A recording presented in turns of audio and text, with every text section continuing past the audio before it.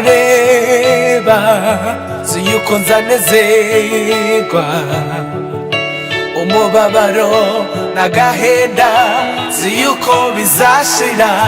Umunsi nzamureba nzi yuko nzanezerwa, umubabaro n'agahinda nzi yuko bizashira.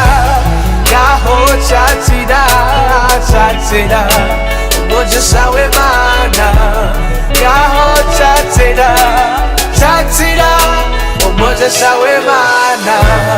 Uwiteka niwe mwungeri wanjye sinzakena, andyamisha mu cyanya cy'ubwatsi bubisi, anyobora inzira yo gukiranuka kubw'izina rye.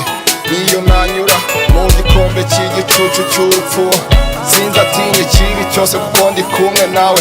Inshyimbo ye n'inkoni ye nibyo bimpumuriza, uko yarakera n'uyu munsi niko akiri. Ukuboko kwe niko aheze ngo ananirwe gukiza, ugutwi kwe niko apfuye ngo ananirwe kumva. Ahubwo nitwe dukora ibihabanye n'ibyo ashaka, bigatuma dutera umugongo natwe tukibaza imbaraga ze zari za kera gusa. Hoya n'uyu munsi mwiza afite ninazaza ahorana iteka ryose. Natwe abamwizeye tuzazigira iteka ryose. Haleluya haleluya. Umunsi nzamureba nzi yuko nzanezerwa, umubabaro n'agahinda nzi yuko bizashira. Umunsi nzamureba nzi yuko nzanezerwa, umubabaro n'agahinda nzi yuko bizashira.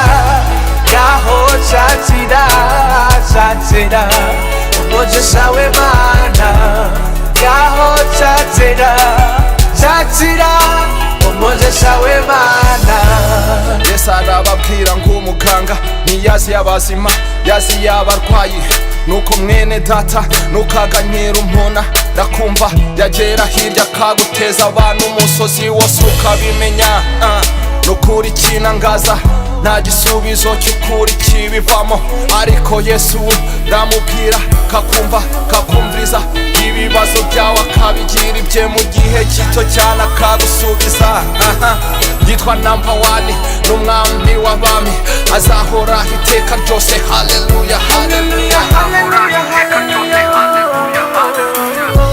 Nta kizabuza ibigeragezo kuza, ariko Imana irahari kugira ngo ikugirire neza.